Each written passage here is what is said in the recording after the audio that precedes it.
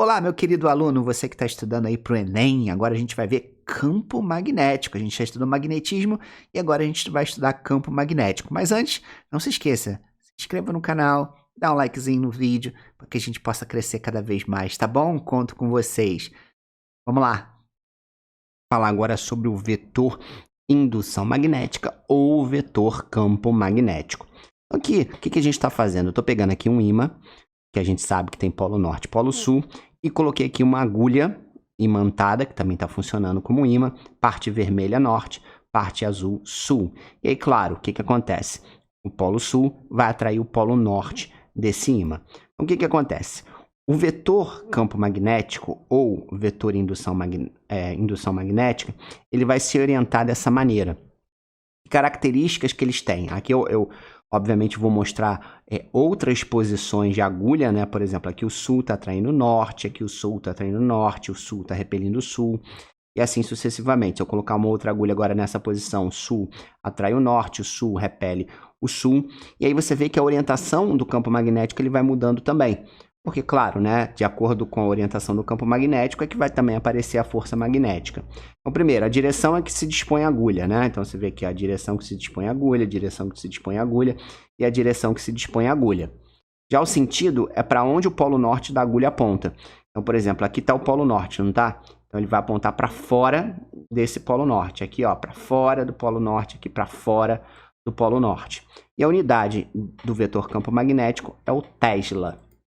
E aqui é uma figura muito legal, muito interessante, você vê bastante em exercícios. Por exemplo, se eu pegasse agora cada agulhazinha dessa e colocasse aqui em volta, tá? Eu faria exatamente a construção dessas linhas, que são as chamadas linhas de indução magnética no ímã. Você vê que ela sai do polo norte, como a gente acabou de ver, ó, e vai na direção do polo sul. Então, está chegando aqui no polo sul e saindo do polo norte. Tá? Então, se a gente fizesse toda essa junção, de colocando cada agulha em cada pontinho aqui em volta do ímã, a gente conseguiria montar essa figura que são as linhas de indução do campo magnético, para onde está a orientação e o sentido dele em cada ponto do espaço. Tudo bem? E nesse vídeo aqui é muito legal, porque aqui o garotinho, ele vai pegar, é um garotinho que está fazendo o experimento, ele vai pegar aqui um ímã, e você vê que ele já fez a priori uns desenhos, já definiu aqui a direita polo norte e a esquerda polo sul. Mas na verdade isso aqui ele fez antes, tá? Porque aqui ele tem uma bússola, e aqui nessa bússola, essa partezinha aqui da esquerda, que deveria ser vermelho, mas está meio escuro, é o polo norte, e aqui a parte mais branquinha é o polo sul. Então, por isso que aqui o norte atrai o sul, e claro, aqui o sul atrai o norte, tá? E aí ele vai mexer, olha que legal, ele vai mexer aqui a nossa bússola, e a bússola vai se orientando, né? O campo magnético vai se orientando de acordo com o desenho que ele já tinha feito a priori. Então, na verdade, ele fez o desenho baseado exatamente nisso. Ele foi colocando a agulha, a bússola em cada ponto.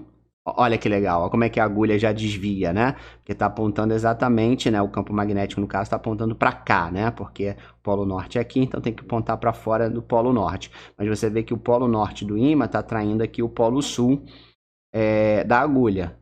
Olha que legal, olha que legal. Aqui atraiu completamente, né? Polo norte aqui atraindo o polo sul, então nesse caso o vetor campo magnético estaria para cá, né? Sempre saindo do polo norte.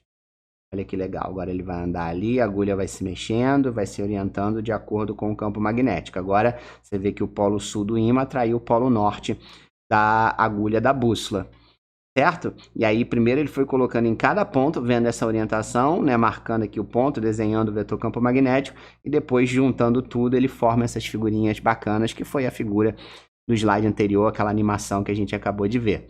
Tudo bem? Olha só, primeiro eu vou fazer uma pergunta para vocês.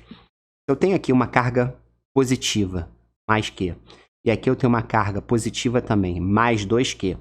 Tá? Essas duas cargas estão se movendo com a mesma velocidade e inseridas no mesmo campo magnético. O que sua física de boteco diz? Aonde a força magnética vai ser maior? Pensou? Então eu vou te dar a resposta. Se você disse que a força magnética vai ser maior aonde a carga vai ser maior, você acertou. Então, essa é a primeira coisa que a gente tem que colocar na nossa cabeça. A força magnética, ela é maior quanto maior for a carga elétrica. Então, são diretamente proporcionais. Beleza? Então, grava isso. Agora, uma segunda pergunta. Repare que agora as cargas são iguais, né? duas cargas positivas mais Q mais Q. Essa primeira tem velocidade V e a segunda tem 2V de velocidade, ou seja, o dobro. Aonde a força magnética vai ser maior? 1, 2, 3, valendo!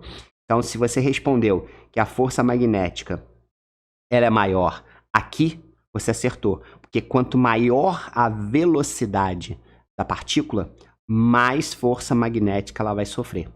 Tá bom? Então, grava isso também, são diretamente proporcionais. E a terceira pergunta, agora eu coloquei aqui a mesma carga, tá? Q, mesma velocidade, porém, essa segunda carga agora está mergulhada num campo magnético que tem o dobro de intensidade do primeiro. Então, aonde a força magnética vai ser maior? 1, 2, 3, valendo! Então, se você disse que a força magnética vai ser maior no segundo caso, você acertou. Porque um campo magnético mais forte, lembra da frase que eu gosto de falar? Campo gera força. Então, se o campo é mais forte, claro que a força que ele vai gerar também vai ser mais forte.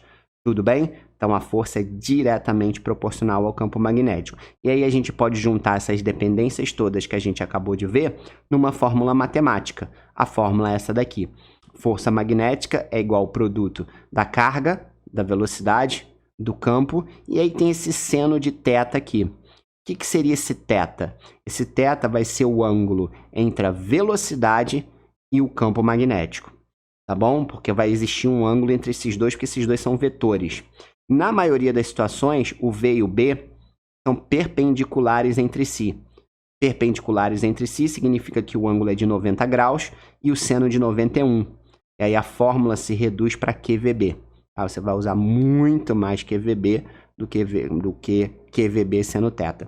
E para descobrir a direção e o sentido da força magnética, a gente vai aprender agora uma regrinha, que tem professor, livro que ensina como regra da mão esquerda, não tem problema nenhum. Eu gosto de ensinar como regra da mão direita, que é para determinar para onde essa partícula vai sofrer essa força. Aqui é o único lugar da física que tem isso, porque isso aqui matematicamente se chama um produto vetorial, tá? Mas a gente não vai entrar em detalhes nisso. Então, por exemplo, o primeiro passo, o dedo polegar, ele vai apontar no sentido do vetor velocidade, tá? Então, por exemplo, aqui a partícula estaria andando para a direita, tá? Para a direita, e aí a gente está apontando o nosso dedo polegar para a direita. Repara aqui no desenho que os outros dedos estão esticados, não é isso? Então, quando você esticar os outros dedos, eles têm que fazer um ângulo de 90 graus com o seu polegar. Tá bom? Aqui no caso, só como exemplo, o campo magnético ele vai estar apontando para cima. Então, os nossos dedos, eles têm que apontar, os outros dedos, no sentido do campo magnético. Então, velocidade está para a direita, campo magnético está para cima. Então, isso significa que eu vou apontar meus dedos para cima. E agora, o que a gente vai fazer? A gente vai dar o tapa. Por isso que também isso aqui é conhecido como regra do tapa. Para onde a gente vai dar o tapa? Se você fez aí, se você está fazendo aí que nem um maluco essa representação, você vai ver que você vai dar o tapa na sua cara, né? Vai vir na sua direção, a sua mão vai vir na sua direção se você fizer exatamente o que tá escrito aqui na tela. Então esse vai ser o sentido da força magnética. Essa partícula que está aqui, ela vai começar a andar para fora do papel e vai na direção do seu rosto. Tudo bem? Agora a gente tem que tomar um cuidado especial, que é o seguinte. Se a partícula for negativa, ela vai sofrer uma força no sentido contrário do tapa. Então, se isso aqui fosse um elétron, você deu tapa na sua direção, né, do seu rosto. Então, nesse caso, ela sofreria uma força magnética para dentro da tela, para dentro do papel, para dentro do caderno. Tá bom? Depois a gente vai ver aqui um exemplo, a gente vai colocar isso em ação, porque é difícil de fazer, né, um vídeo, porque isso aqui é em 2D, né? Isso tudo aqui se comporta em 3D. Bom, e aí existem algumas convençõezinhas que a gente tem que colocar na cabeça. Você está muito acostumado com isso na física, né? Quando você tem uma grandeza que é vetorial, você representa pelas setinhas, e aqui, por exemplo, é para a direita. Então aqui eu teria um campo magnético apontando para a direita. Mas aqui você vai ver uma coisa nova, que é o seguinte, quando você vê um monte de xizinho dentro de um desenho, de um exercício, significa que esse campo está apontando para dentro da tela, para dentro do papel, tá bom? E quando você vê um monte de pontinho, significa que ele está apontando para fora do papel. Então, isso aqui é uma convenção nova que aparece aí. Ok?